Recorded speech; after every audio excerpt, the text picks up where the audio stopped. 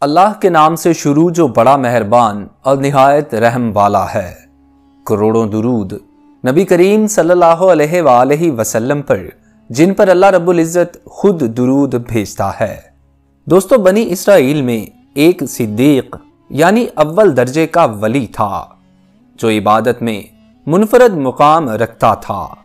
یہ ایک عرصہ تک اپنی خانقاہ میں عبادت کرتا رہا۔ اس کے پاس روزانہ صبح شام بادشاہ وقت حاضری دیتا تھا اور اس سے پوچھا کرتا تھا کہ آپ کی کوئی ضرورت ہے؟ تو وہ جواب دیتا، اللہ میری ہر ضرورت کو خوب جانتا ہے۔ اللہ تعالیٰ نے اس عابد کی خانقاہ پر انگور کی ایک بیل اگا دی تھی جو ہر روز ایک انگور اٹھاتی تھی، یعنی اس بیل پر ایک انگور لگتا تھا۔ جب اس عابد کو پیاس لگتی تھی تو وہ اپنا ہاتھ آگے بڑھاتا تو پانی ابل پڑتا تھا اور یہ اس پانی کو پی کر پیاس بجھا لیتا تھا۔ اس طرح ایک طویل عرصہ گزر گیا۔ ایک مرتبہ اس عابد کے پاس مغرب کے وقت ایک عورت گزری جو نہایت حسین و جمیل تھی۔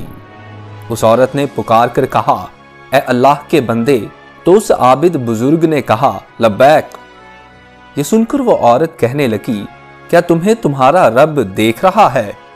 اس عابد شخص نے فرمایا کہ وہ اللہ ایک ہے، قہار ہے، حی و قیوم ہے، دلوں کے اسرار سے واقف ہے، جو قبروں میں ہیں ان کا اٹھانے والا ہے۔ عورت یہ سن کر کہنے لگی، مجھ سے میرا شوہر دور ہے، اس لیے مجھے ایک رات کے لیے اپنے پاس ٹھکانہ دے دو۔ بزرگ نے یہ سن کر عورت سے کہا، اوپر آ جاؤ۔ پس وہ عورت اوپر چڑھ گئی اور اس بزرگ کی خانقاہ میں پہنچ گئی۔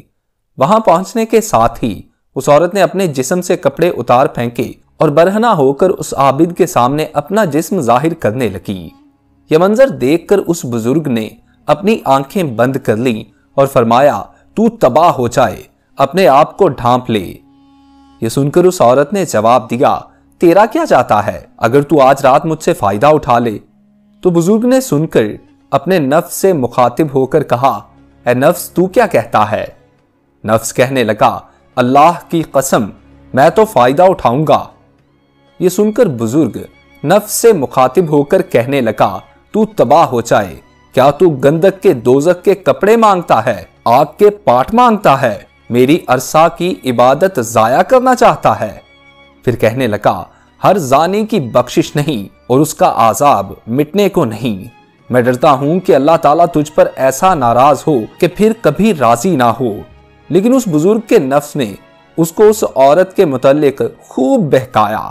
تو بزرگ نے نفس سے مخاطب ہو کر کہا، میں تیرے سامنے دنیا کی چھوٹی آگ پیش کرتا ہوں، اگر تو اس کو برداشت کر گیا تو میں اس رات اس لڑکی سے نفع حاصل کر لوں گا۔ حضرت کعب بن احبار رحمۃ اللہ علیہ فرماتے ہیں کہ اس بزرگ نے یہ کہنے کے بعد چراغ کو تیل سے بھر دیا اور بتی کو موٹا کر دیا۔ اس منظر کو وہ عورت بھی دیکھ رہی تھی اور اس بزرگ کی اپنے نفس سے گفتگو بھی سن رہی تھی۔ پھر اس بزرگ نے چراغ جلانے کے بعد اپنا ہاتھ اس جلتی بتی پر رکھ دیا۔ یہ بتی جل رہی تھی لیکن اس بزرگ کے ہاتھوں کو نہیں جلاتی تھی۔ دیکھ کر بزرگ چیخ کر کہنے لگے، تجھے کیا ہے، جلاتی کیوں نہیں؟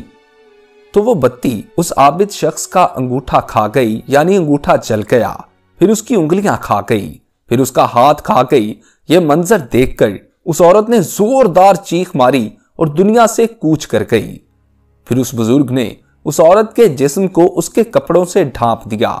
جب صبح ہوئی تو ابلیس لعین نے چیخ کر کہا، اے لوگو، فلاں کی بیٹی سے فلاں عابد شخص نے زنا کیا ہے اور زنا کرنے کے بعد اس کو قتل کر دیا ہے۔ چنانچہ جب یہ خبر بادشاہ تک پہنچی تو بادشاہ اپنے لشکر اور رعایا کے ساتھ سوار ہوا اور عبادت خانے تک پہنچ گیا جہاں وہ راہب عبادت کیا کرتا تھا۔ وہاں پہنچ کر بادشاہ زور سے چیخا تو عابد نے اس کو جواب دیا۔ بادشاہ نے عابد سے پوچھا کہ فلاں کی بیٹی فلاں کہاں ہے؟ عابد نے کہا، یہیں پہ میرے پاس موجود ہے۔ بادشاہ یہ سن کر عابد سے کہنے لگا، اس سے کہو کہ وہ میرے پاس آئے۔ بزرگ نے کہا، وہ تو مر چکی ہے۔ یہ سن کر بادشاہ کہنے لگا، چونکہ وہ زنا کے لیے رضامند نہیں ہوئی، حتیٰ کہ تو نے ایک جان کو قتل کر دیا جس کو اللہ تعالیٰ نے حرام قرار دیا ہے۔ پھر بادشاہ نے غضبناک ہو کر اس عبادت خانہ کو گرا دیا اور عابد کی گردن میں زنجیر ڈالی اور اسے گھسیٹنے لگا، اور عورت کی لاش کو وہاں سے اٹھا دیا گیا اور اس عبادت خانے کو گرا دیا گیا۔ اس وقت کے لوگوں کا دستور تھا کہ زانی کو آرے کے ساتھ چیر دیا کرتے تھے۔ عابد کا ہاتھ جو رات کے واقعہ میں جل گیا تھا، اسے عابد نے ہاتھ کی آستین میں چھپایا ہوا تھا، اور وہ عابد واقعہ کی حقیقت کسی کو نہیں بتا رہا تھا۔ چنانچہ آرے کو عابد کے سر پر رکھا اور جلادوں کو حکم دیا گیا کہ آرا چلا دو۔ چنانچہ حکم ملتے ہی جلادوں نے تعمیل کی اور آرا چلا دیا۔ جب آرا عابد کے دماغ تک پہنچا تو اس کی آہ نکل گئی۔ اللہ تعالیٰ نے حضرت جبریل امین علیہ السلام کی طرف وحی نازل فرمائی کہ اس سے کہو کچھ نہ بولو، میں تیرا صبر دیکھنا چاہتا ہوں۔ اس کے صدمے نے میرے عرش برداروں اور میرے آسمان کے مکینوں کو رلا دیا ہے۔ مجھے میرے غلبے اور جلالی کی قسم، اگر اس عابد نے دوسری مرتبہ آواز نکالی تو میں آسمانوں کو زمین پر گرا دوں گا۔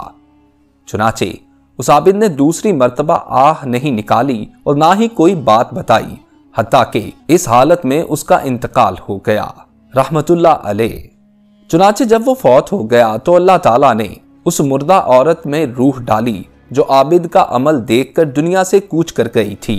تو عورت نے لوگوں سے مخاطب ہو کر کہا، اللہ کی قسم، یہ مظلوم ہو کر فوت ہوا ہے، اس نے زنا نہیں کیا تھا۔ اس کے بعد اس عورت نے گزشتہ رات کا سارا واقعہ لوگوں کے سامنے نقل کیا، تو یہ سن کر جب لوگوں نے اس کا ہاتھ نکالا تو جیسا لڑکی نے بتایا تھا ویسا ہی جلا ہوا تھا۔ یہ دیکھ کر لوگ کہنے لگے کہ اگر ہمیں علم ہوتا کہ اصل حقیقت کیا ہے تو ہم کبھی بھی اس کے جسم کو نہ چیرتے۔ عابد دو ٹکڑے ہو کر زمین پر گر پڑا اور لڑکی بھی جیسے پہلے یعنی مردہ تھی ویسی ہو گئی۔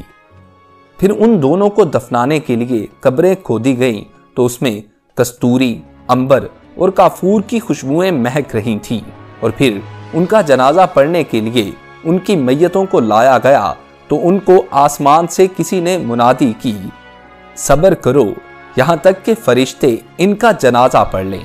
اس کے بعد لوگوں نے ان کا جنازہ پڑھا اور دفن کر دیا۔ پھر اللہ تعالیٰ نے ان کی قبر پر چنبیلی کو اگایا اور لوگوں نے ان کی قبر پر تختہ دیکھا جس پر لکھا ہوا تھا کہ شروع اللہ تعالیٰ کے نام سے جو بہت بڑا مہربان اور رحم کرنے والا ہے۔ اللہ عز و جل کی طرف سے اپنے بندے اور اپنے ولی کی طرف سے میں نے اپنے عرش کے نیچے ایک منبر لگایا اور اپنے فرشتوں کو گواہ بنایا کہ میں نے جنت الفردوس کی 50,000 عورتوں سے اس ولی کا نکاح کیا، اور میں اپنے فرما برداروں اور مقربین کو ایسے ہی انعام و اکرام سے نوازتا ہوں۔ سبحان اللہ۔ اللہ ان بزرگان دین کے درجات بلند فرمائے اور ان کے صدقے ہماری بے حساب مغفرت فرمائے، آمین۔ دوستو آج کے لیے اتنا ہی۔ اگر آپ لوگوں کو واقعہ پسند آیا ہو تو اس ویڈیو کو لائک کیجئے، اور نئے آنے والے دوست ہمارے چینل کو سبسکرائب کر کے ساتھ لگے بیل آئیکن کو پریس کر کے آل نوٹیفیکیشنز آن کر لیجئے، تاکہ اس قسم کی ہر نئی آنے والی ویڈیو